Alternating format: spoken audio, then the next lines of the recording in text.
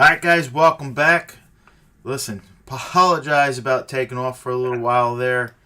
Updated my system, then I had to get new drivers, all this stuff. What a pain in the butt. But we're back. We're going over UFC 284. Let's say thank you to our sponsor, Tampa Bless, home team do good, Double-handed tampabless.com. salute. Don't ever do it. All right, guys. We went over this fight a little bit beforehand. Just the card doesn't have a lot of juice. It's basically main event or bust here. I mean, don't get me wrong. We love watching all the fights. We're hardcore fans. But for pay-per-view... Should be a free card. Pay-per-view kind of sad. But Islam Makhachev, minus 380 favorite, 23-1. He's 31 years old. He's coming off the win to get the belt against Charles Oliveira. Beat Bobby Green before that. Going up against Alexander Volkanovski, plus 310, 25-1, 34 years old. This dude is just steamrolling every featherweight in there at the moment. He's better and better. Big thing, this is pound for pound, number one, pound for pound, number two here in the world. I got a couple things on this one, but Tom, how do you see this one playing out? Pound for pound best versus pound for pound best. Well, at least in their weight groups, yeah, not overall in my mind, but yes, in their weight groups. Now you got to remember, Volk has fought at welterweight, lightweight, and featherweight. He's fought at all three in his career. He's on a 22-fight win streak. His only loss was in May 2013, over 9 years ago, pre-UFC. He's undefeated in the UFC. To this guy Corey Nelson by TKO head kicks and punches. It was a head kick and punches TKO back in 2013. On the other side, Islam only lost a TKO punch round one from Adriano Martins. This was in the UFC, and this was in October 2015, over 7 years ago. You know, Islam is on an 11-fight win streak. Islam, highly decorated combat sambo champion, gold medal, as well as four-time Russian champ. On the other side, Volk, black belt in BJJ, 1-0 pro boxing. Volk's got home field advantage here. You know, Volk's never been subbed in his life. Neither has Islam. So it's very interesting here. I'm going to go, I think Islam is going to be the stronger, even though Volk is very stocky and whatnot. I think Islam is still going to be stronger. I think Islam is going to work to close the distance and implement his game plan, which is to grapple, takedown, and then look to sub. I think that's what he's going to do, and I think he will implement it. I think he does need to keep in mind, or at least we're going to see this play out, I think that Volk may have a little bit more speed, and I think that he potentially could have more energy because he's coming up from that one weight class down, which the lower you go, the more speed and more energy it tends to produce as you go down smaller in the weight groups. But I got to roll with Islam here by sub, giving Volkanovski his first loss in the UFC and his first ever sub loss, round 3. Oh, okay. That's what I'm picking. I pretty much agree. Really, really tough pick. I really want to pick the upset here also. But Islam has a few huge advantages. First, his wrestling is unreal, and we know he's going to work to exploit that. Next, is to really beat Islam. I think Volkanovski would need that real knockout power, that ultimate equalizer we always talk about. And Volk really doesn't have that one-touch knockout power. So if Islam gets caught, he should be able to still be in the fight. Volk's more of a volume guy, accurate, in and out, very fast, like you mentioned. But he doesn't have that one touch where, like someone like Josh Emmett, where if he got a clean shot on the chin or something like that. Some of these guys have it. Some of these guys don't. Volk's not really known for that. It doesn't mean he can't throw something together if it's just a perfect shot, but he's not really that guy. We do know about Volkanovski, though, that this guy has heart and will not give up. We saw him caught in the guillotine by Ortega, and he went like that. He squared in the hand. Does not give up. Guy's extremely well-rounded, cardio for days. I think, though, another big thing is here, he's been fighting mostly strikers, and he's been fighting a lot of smaller guys. That's the complete opposite in this one. I'm not saying he had a problem with it, but Volkanovski versus Chad Mendes, a heavy wrestler, the fight was a little different. Volkanovski was better, Mendes was on his way out, but he gave him a lot more fits. And don't get me wrong, Volkanovski's advanced, he's gotten better, but Islam's a lot bigger guy. I know Volk's stocky and strong, but there's a reason why there's weight classes, and a lot of guys don't cross over and retain belts in both. There's a reason for that. That size difference gets to a lot of guys, and I think this is one of those times where size is just going to really matter. Islam is fighting these bigger guys. Islam's probably cutting down from 200 pounds. Where Volkanovski, we know he can get to that size. He was a rugby player. But he's still going to be the shorter man. He's probably going to be the smaller man coming in. And he doesn't have that wrestling that I think you're going to need versus Islam. I'm taking Islam. I agree. I think he gets him in a submission. I think it's going to be late round 3, early round 4, somewhere in there. I don't think either guy's going to tire out.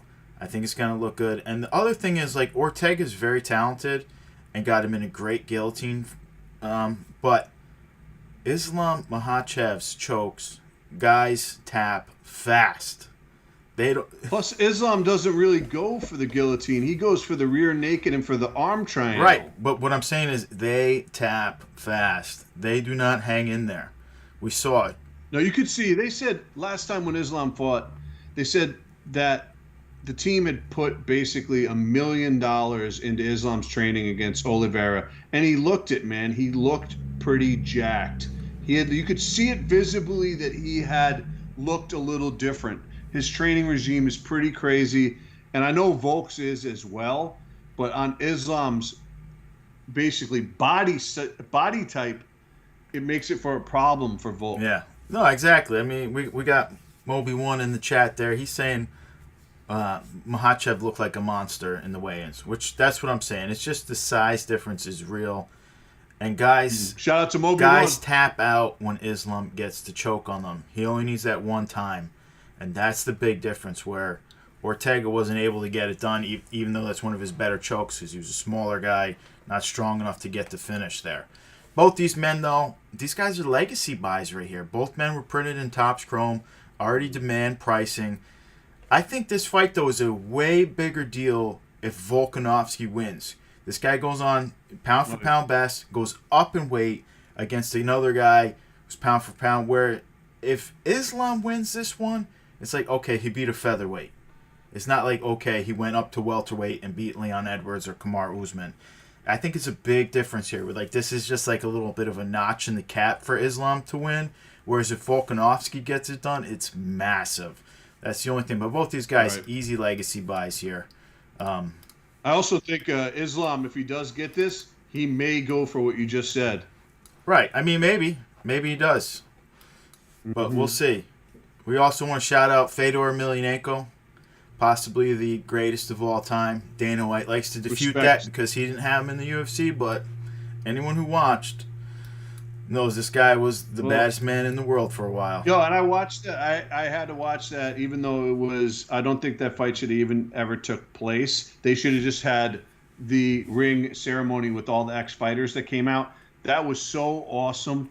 I love the way Bellator did that. Dana White would have never done it like that because he's kind of a hater, and it's always got to be him in the picture. Scott Coker's not like that, and that produced a really nice result, which kind of gave you a bit of a time capsule in that time period of fighters. Awesome. It was awesome. All right, let's move right on. We got Featherham interim belt right here. We got Yair Rodriguez, ranked number 2, minus 180 favorite here. He's 30 years old. He's 14-3 with 1 no contest.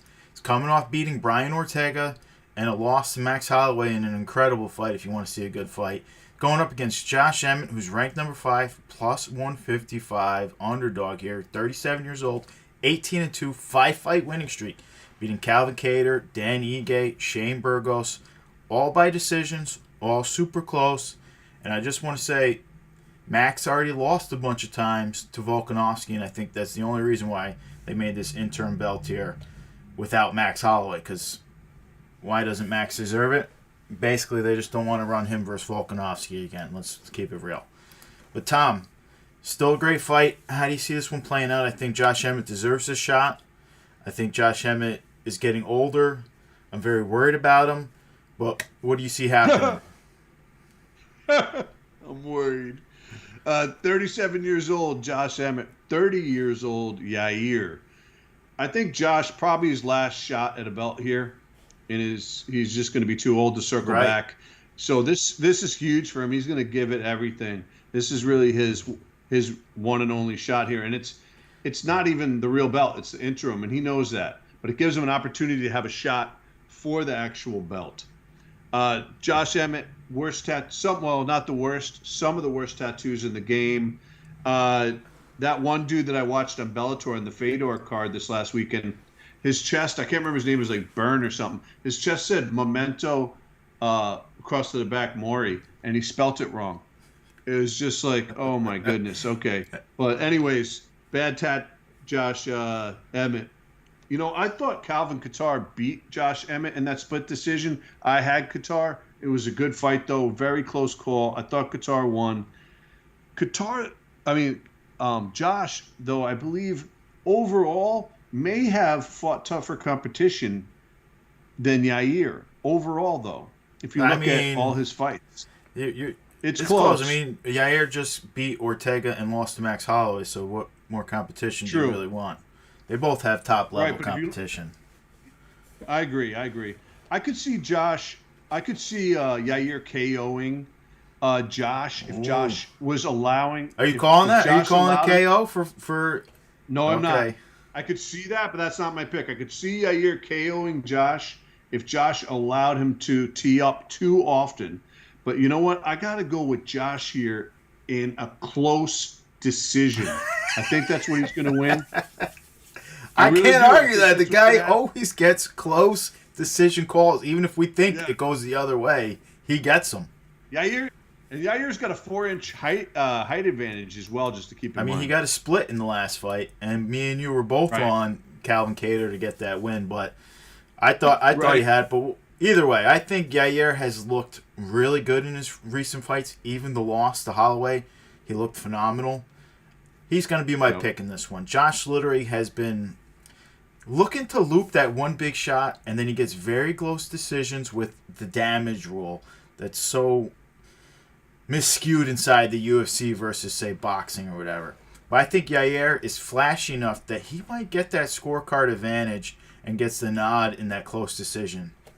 I think both men get to fight their typical fight. You know, spinning kicks, spinning fists from Yair, power shots from Josh. And I think Yair just edges out the decision with, spinning roundhouse kicks and this and that. Just looks real flashy. You know the audience is going to be going bananas. They don't always get fights over there. So I think that really matters. And here's my thing with Josh Emmett. 37 years old. This guy is elite talent. He's elite power. He's elite wrestling. Injuries got the best of him. And it's just sad to say because Josh Emmett probably could have been a champ. He probably could have been a very good champ. Just injuries got him. And at 37, I totally agree with you. You really don't have time to circle back. But I'm going the other way. I'm taking Yair. I think Yair could be a spec play here. Kid is still very young. You look at it. I didn't realize 30 years old. Super talented. He's already been fighting the top guys for a long time. His actual rookie card, 2015 Chronicles, I don't think that's the best play on if you like him. I think his first Chrome or his first Prism might actually play out a lot better than 2015 Chronicles. That was a weird, ugly set back then. I'm just going to say that. And Josh Emmett, even though, like I said, I think he's elite, I think he could have been good, I think the injuries just kept him out. And if he loses, even if he wins for the interim belt, he's going to be closer to 40 than anything by the time he can actually get the belt, potentially fight the greatest of all time in featherweight division and Alexander Volkanovski if he wants to come back down. It's a very weird thing. This is an interim belt. It's not even the belt, so I got to put a sell on him. Just how I feel. But, he's not the most popular guy either. I love Josh. He's not popular because he's not active because he's injured. Right. Otherwise, he might be. You could have saw some of his crazy highlight KOs and stuff in the past.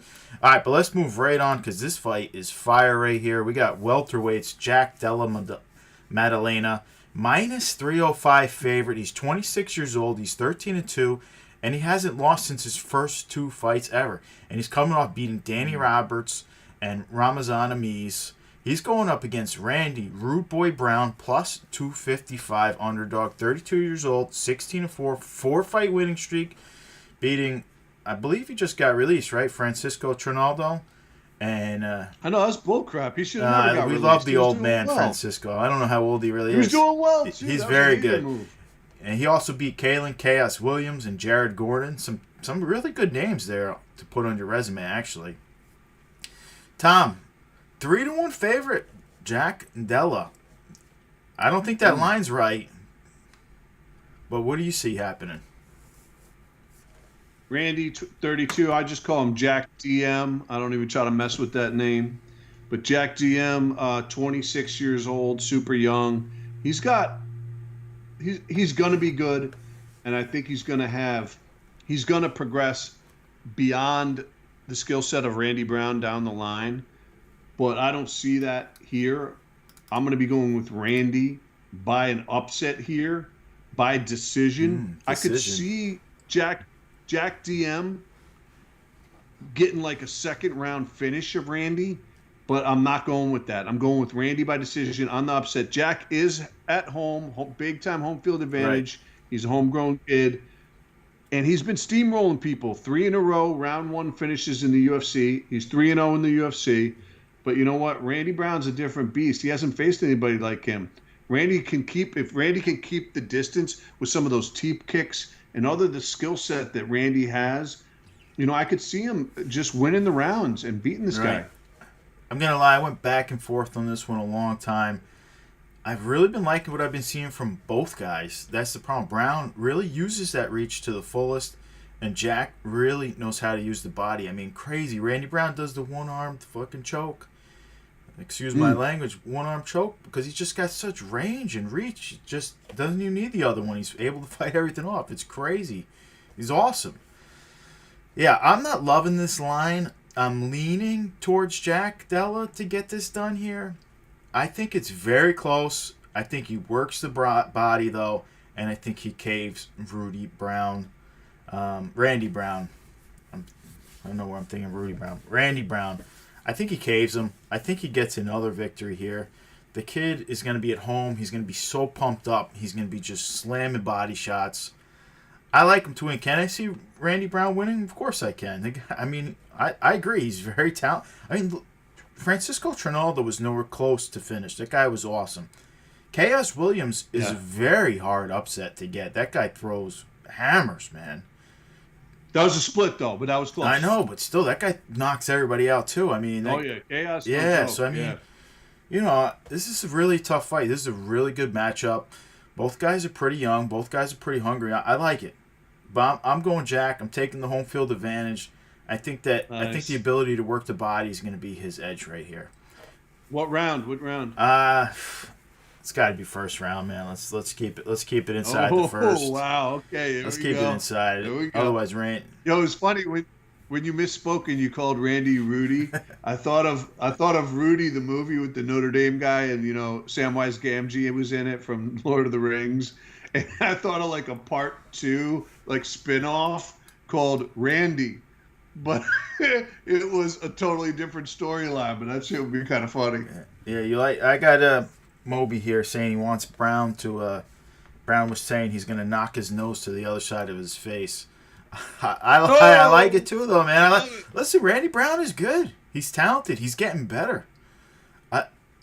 I see both ways. I don't like the 305. This is more like maybe Jack, since he hasn't lost. I just gave him props saying that I think he's going to end up being better than Randy, but not yet in my mind. I think Randy's... Card market goes. Guys, both these guys, they only have instant rookie cards.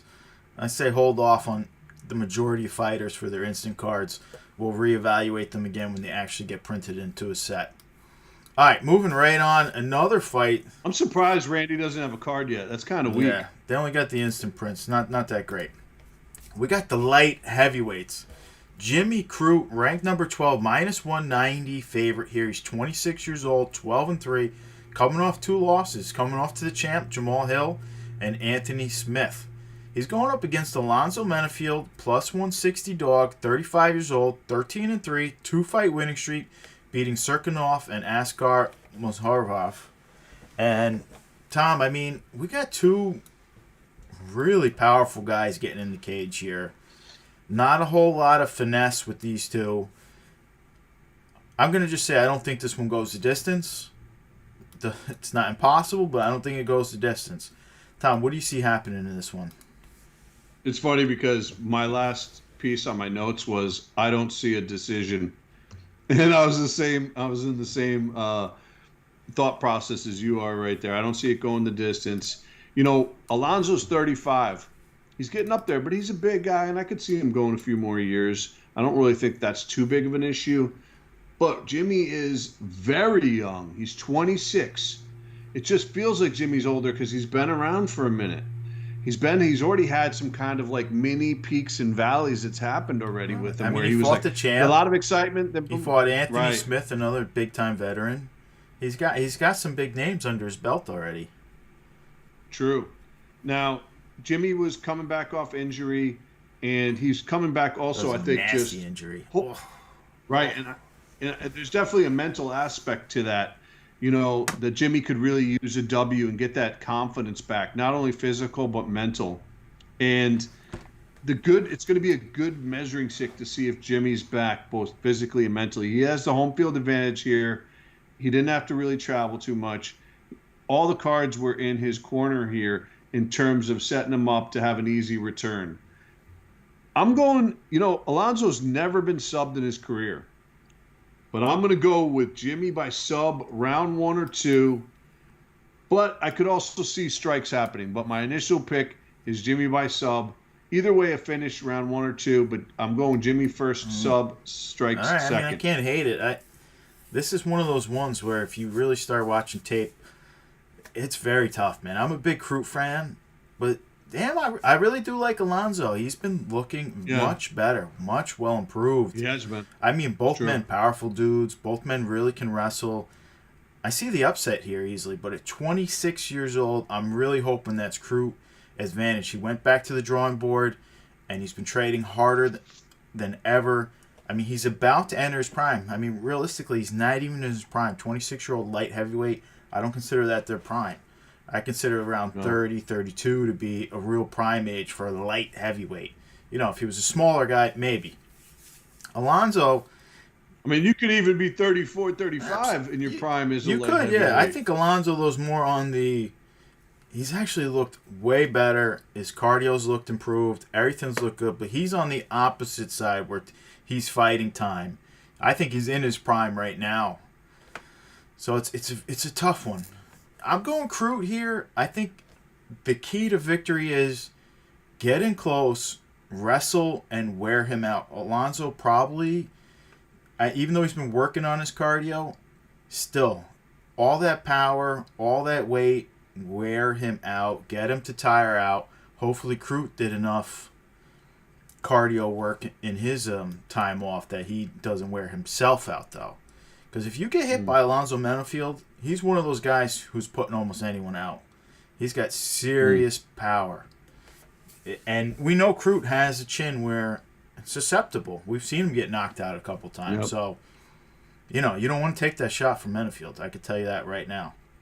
I also agree. I think Jimmy's got to look to take him down as the move. Yeah, I mean, Jimmy is freakishly powerful, too. We saw him, Anthony Smith, where I'm not saying he didn't lose that fight. He lost that fight, but he already had his foot all mashed up and mangled, and he was just shooting Anthony Smith to the ground like a rag doll. And then they just had to call it going into the secondary. Well, I think Crute finished Paul Craig. Yeah, you're right. I think he...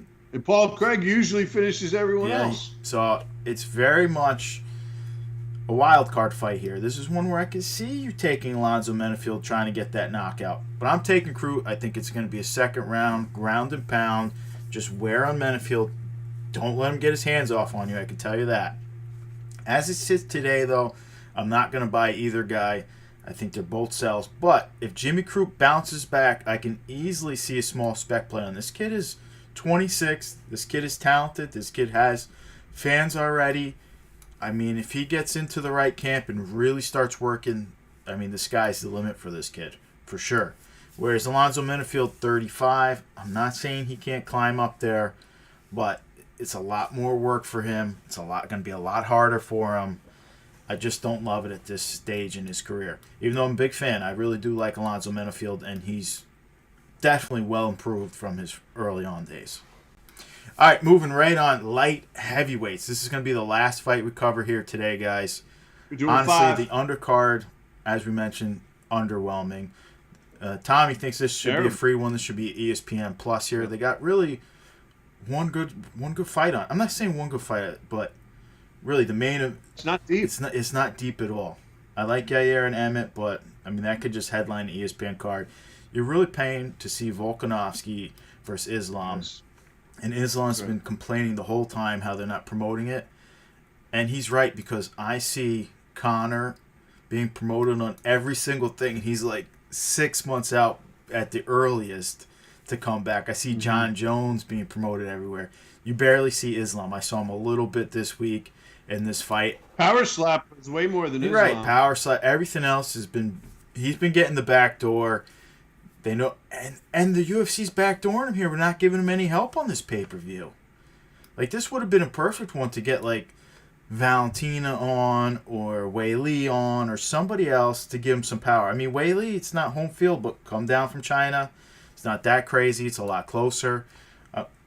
Whatever. Let's get on to the light heavyweights, though. You could have had a legitimate stacked prelim and early prelim card, and you didn't. You got Parker Porter, who, hey, nothing against Parker, but you got him mid the third fight on the main card. Right. No, I'm with you. And I feel Islam, because they really did not promote this. They're hoping he does it himself, and he's like a quiet guy. Doesn't talk English that well yet. I mean, he speaks okay, but not great. They really should have been promoting this one. This is an amazing fight right here. I mean, whatever.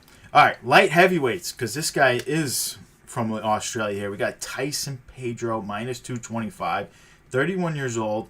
He's a 9-3 record. He's on a 2-fight winning streak, and he's finishing dudes here. Harry Hunsucker, who you better finish, and Isaac Villanueva, who you also better finish.